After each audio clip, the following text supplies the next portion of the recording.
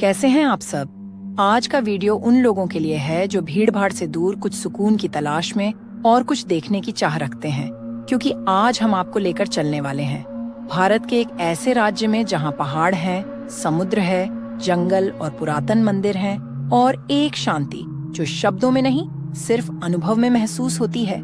जी हाँ, आज हम आपको लेकर जा रहे हैं भारत के पूर्वी रत्न ओडिशा की सैर पर, जहां भगवान जगन्नाथ की कृपा भी है और प्रकृति की गोद भी।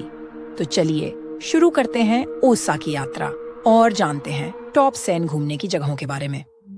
ओसा की सैर शुरू करते हैं प्रकृति के सबसे खूबसूरत चमत्कारों में से एक जो हमारे 7वें नंबर पर है, चिल्का लेक से। यह भारत ही नहीं बल्कि एशिया की सबसे बड़ी खारे पानी की झील है। सर्दियों के समय यह झील हजारों प्रवासी पक्षियों का घर बन जाती है। यहाँ सतपुड़ा इलाके में बोटिंग के दौरान आपको इरावती डॉल्फिनस देखने को मिलेंगी और नालाबाना द्वीप पर पक्षियों की दुनिया देखने का अनुभव काफी अलौकिक होगा। एक बार यहाँ आने के बाद हर कोई यही कहता है, काश थोड़ी देर और रुक पाते। अब बात करते हैं ओसा की पहचान, जिसकी फोटो हर किताब और कैलेंडर में होती है, कोणार्क मंदिर की। यह 13वीं शताब्दी में बना मंदिर एक विशाल रथ के आकार में बना है, जिसके 24 पहिए और 7 घोड़े सूर्यदेव को खींचते हुए प्रतीत होते हैं। इसकी दीवारों पर की गई नक्काशी इतनी बारीक है कि हर तस्वीर कोई ना कोई कहानी बयां करती है और ओसा आने वाले हर सैलानी की लिस्ट में टॉप पर होती है। ये मंदिर न केवल स्थापत्य का चमत्कार है, बल्कि एक गहरा सांस्कृतिक और आध्यात्मिक अनुभव भी है। अब चलते हैं 5वें नंबर पर उस जगह की ओर जिसे जगन्नाथपुरी कहा जाता है, यानी पुरी। यहाँ का जगन्नाथ मंदिर 4 धामों में से एक है और लाखों भक्त हर साल यहाँ दर्शन के लिए आते हैं।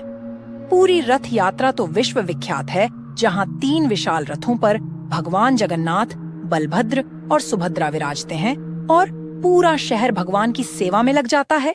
लेकिन पूरी सिर्फ मंदिरों तक सीमित नहीं है, यहाँ का समुद्र तक भी उतना ही प्रसिद्ध है।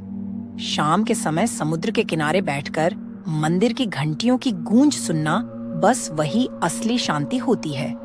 पूरी से थोड़ी ही दूर उड़ीसा की राजधानी भुवनेश्वर भी है, जो हमारी लिस्ट में 4थे नंबर पर है। लेकिन इसे सिर्फ राजधानी कहना नाइंसाफी होगी, क्योंकि यह शहर मंदिरों का शहर माना जाता है।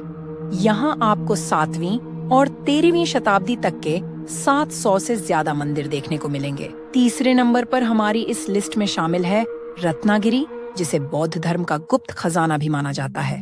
रत्नगिरी, उदयगिरी और ललितगिरी, यह तीनों मिलकर बनाते हैं ओसा का बुद्ध ट्रायंगल। रत्नगिरी में प्राचीन बौद्ध स्तूप, विहार और मठ मौजूद हैं। यहाँ खुदाई में बुद्ध की कई दुर्लभ मूर्तियां और तांबे की प्लेटें मिली हैं, जो बताती हैं कि यह जगह कभी बौद्ध शिक्षा और ध्यान का बड़ा केंद्र रही है। यहाँ का वातावरण इतना शांत और दिव्य है कि समय मानो ठहर जाता है। अब जिक्र करते हैं एक रहस्यमयी और पवित्र जगह का, जिसे गुप्तेश्वर गुफा कहा जाता है। यह कोरापुट जिले में खरे जंगलों के बीच मौजूद एक प्राकृतिक गुफा है, जिसके अंदर स्वयंभू शिवलिंग स्थापित है। यहाँ सावन के महीने में हजारों कावड़िए जल चढ़ाने आते हैं। गुफा में उतरते ही ठंडी हवा का झोंका और ओम नमः शिवाय की गूंज आपको किसी अलग ही दुनिया में ले जाती है। और अब करते हैं बात हमारी लिस्ट के आखिरी और पहले टूरिस्ट अट्रैक्शन की, सिमलीपाल नेशनल पार्क। यह ओसा का सबसे बड़ा और भारत के सबसे प्रमुख टाइगर रिजर्व्स में से एक है। यहाँ की हरियाली, झरने और वन्य जीवों की विविधता इसे एक इको टूरिज्म हेवन बना देते हैं। बरेहीपाना वाटरफॉल, चहलीकुंडा और गर्जन पथ जैसे स्पॉट यहाँ आने वालों को मंत्रमुग्ध कर देते हैं। अगर आप प्रकृति से सच्चा प्यार करते हैं तो सिमलीपाल एक बार जरूर आइए। यह जगह आपको कभी भूलने नहीं देगी। तो दोस्तों, यह थे ओसा के टॉप 7 टूरिस्ट डेस्टिनेशंस। वीडियो अच्छा लगा तो लाइक और शेयर जरूर कीजिएगा और कमेंट में बताइए आपको कौन सी जगह सबसे ज्यादा पसंद आई। मिलते हैं अगली यात्रा में नए शहर और नई कहानी के साथ।